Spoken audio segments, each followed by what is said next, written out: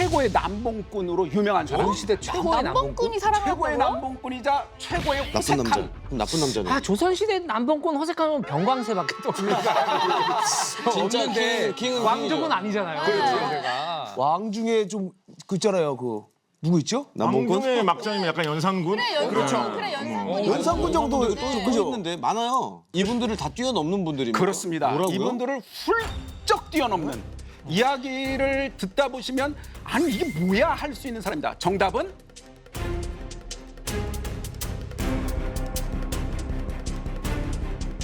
양녕대군입니다. 양녕대군.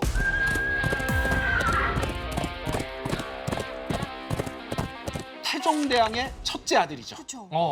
그러니까 세종대왕 형님. 세종대왕의 형님이죠. 원래 이분이 세자이지 않았어요? 세자였죠. 어. 결국 왕이 되지 못하고 끝없이 자신의 욕망을 따라가는 사랑을 통해서 결국 세자에서 물러날 수밖에 없게 되는 일이 있었습니다. 야, 이 성욕 때문에 세자에서 물러나는 그렇죠. 경우가 야. 태종하면 기억나시는 게 뭡니까? 일단 왕자의 날. 그렇죠. 네. 동생들 형들을 마구마구 죽이고 쳐내고 웬만하면 죽여버립니다. 그리고 이제 역사상 보면 그 사람의 최고의 고민이 하나 있었어요. 자기는 첫째가 아니거든. 그래서 태종은 어떻게든지 첫째 아들에게 왕위를 주려고 했어요. 이게 사실은 어떤 의미에서 모든 불행의 시작이었어요. 모든 그러니까 어떻게 지위를 되느냐? 세습받은. 공부를 열심히 시켰겠죠. 그렇죠. 그 좋을까요? 스트레스 받죠. 스트레스 많이 받아. 그 왜 그러냐면 그러니까 자유롭게 잘 지내고 있는데 갑자기 아버지가 정권을 잡았네. 그러더니 야 너도 잘해야 돼라는 식으로 막 시키는 거예요. 아, 최악이다. 너무 스트레스 받겠죠. 네. 그래서 얘가 이제 때때로 이제 다른 짓을 하기 시작합니다. 그 짓이 뭡니까? 수없이 많은 기녀들과 놀아납니다. 그게 혹시 몇 살 때인지 알 수 있을까요? 그게 15살 전후라고 생각하시면 돼요. 15살 전후의 기녀들하고 수없이 그런 수없이 놀아 많이 혼란했네. 푹 빠져서 지나는데 최고의 미녀 한 명을 만나서 그렇다. 푹 빠집니다. 그죠 그냥 누군데? 그냥 푹 빠진다가 아니라 네. 빠져요. 영혼을 갈아 넣었구나. 그분한테 막 어떤 건지 알 것 같아. 아니, 몰입이 되네요. 저희가 몰입이 돼요. 얼마나 예쁘길래. 기생 누구였냐면 곽선이라는 고위 관리의 첩이었어요. 박사님 우리 조상 아닙니까? 그러게 말입니다. 네. 조상이 원수 아닙니까? 그러면 첩이면은 지금 유부녀라고 봐도 되죠? 그렇습니다. 기생이 아니 희생도 아니고 기생이 아니. 기생이 첩이라고 했잖아요. 어떻게 알게 되냐면 이런 거예요. 곽선의 첩이 있는데 어리라고 합니다. 이름이 어리예요. 어리? 조선왕조실록에 이 여자의 미모가 뛰어나다는 것까지 기록으로 올라옵니다. 진짜요? 야.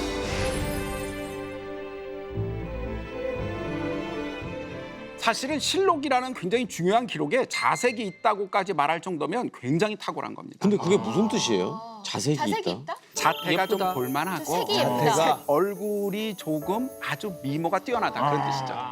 그래서 어떻게든지 그 여자를 자기 손에 넣고 싶은 거야. 그래서 그냥은 안 되잖아요. 기녀가 아니잖아요. 네. 그래서 어떻게 좀 아는 줄 없어 해서 사람의 물어서 곽선의 첩인 어리랑 연통이 닿을 만한 어떤 대신에게 부탁을 해. 이렇게 너에게 관심이 있대. 싫어요라고 했죠. 그랬더니 주변에서 그렇게 해서 됩니까? 선물을 보내세요. 그래서 또 선물을 기가 막힌 거리에서 또 돌려서 쫙 보냈어요. 선물을 안 받아요. 근데 선물을 그냥 탁 놓고 그냥 돌아오긴 했어요.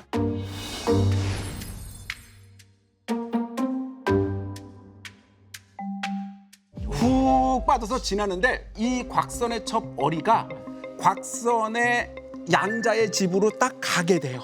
가서 있을 때 주변에 있는 사람이 지금이 기회입니다. 우리가 곽선의 집에는 못 가지만 곽선의 양자인 이승의 집에 가서는 우리가 한번 해볼 수 있어요. 라고 해서 궁궐담을 넘습니다. 가가지고 와가지고 어리를 데리고 그 집을 나와요. 납치잖아, 납치. 납치. 그렇게 해도 납치한다고? 납치해서 어디로 가느냐 하면 그걸 계속 부추겼던 악공네 집에 가요. 아, 뮤지션 집에. 악공 집에 가서 거기서 동침을 하고 어머. 그 억지로 그냥 억지로 그리고 나서는 어떻게 되느냐 궁궐로 데리고 들어갑니다. 이게 사실 지금 우리가 그냥 듣기 좋게 사랑 때문이라고 얘기를 하지만 지금 치면은 징역형을 받아야 그렇죠. 되는 거예요. 납치에 뭐 아, 그것도 유부녀를. 그래. 응. 심지어 임신을 해서 궁중에서 애를 출산해야 되니까 그 출산하기 위해서 오 마이 바깥집 갓. 자기 부인, 내 아버지, 와. 다시 말하면 장인네 집으로 잠깐 빼서 완전 막장이다. 어떻게 이렇게까지. 출산을 합니다. 와. 자, 그래서 결국 어떻게 되냐? 왕이 알고 크게 분노합니다. 그래서 이젠 더 이상 어쩔 수가 없다라고 해서 쫓아냅니다. 폐쇄자가 된 거예요. 폐세자가 되고 결국 셋째 아들인 충녕대군으로 세자를 세웁니다.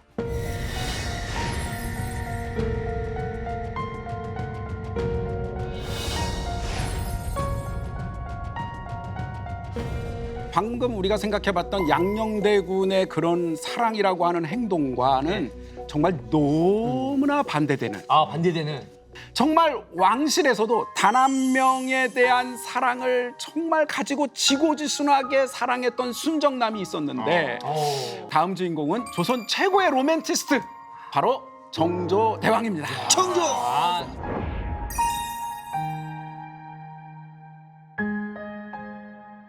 이 사람의 제일 먼저 사랑했던 의빈성 씨를 먼저 떠나보내면서 죽었거든요.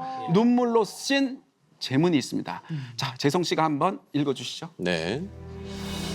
살아있는 나와 죽은 네가 끝없이 오랜 세월 동안 영원히 이별하니 나는 못 견딜 정도로 근심과 걱정이 많다. 이거 뭐 또 가슴이 웅장해집니다. 그렇습니다. 의빈성 씨는 우리가 궁녀로 알려져 있는 성덕임입니다. 이 사람은 누구냐면 정조의 어머니 해경궁 홍씨 집안의 실무를 맡아서 하는 일하는 사람, 그 사람의 딸이었습니다. 약간 집안 기사 아저씨의 딸 같은 약간 이런 느낌이군요. 그렇죠. 정조가 한 살 위고요. 덕임은 한 살 어립니다. 딱 좋네.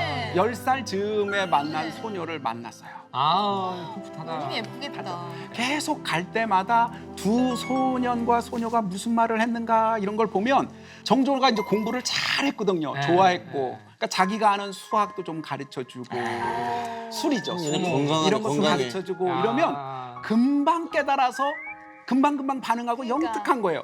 그러니까 너무 좋은 거죠. 그러니까 오빠 가르쳐 줄게 이러면서 한 거 아니야. 그래, 오빠가 가르쳐줄게. 제가 설레네요. 자, 정조가 그러다가 15살에 성인식을 치릅니다. 관례를 해요. 성인식을 치르면 비로소 결혼을 할 수 있어요.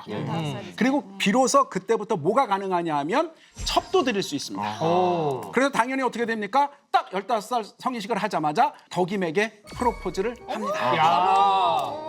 기다렸구나. 그렇게 프로포즈를 했는데 거절해요. 왜? 오, 반전.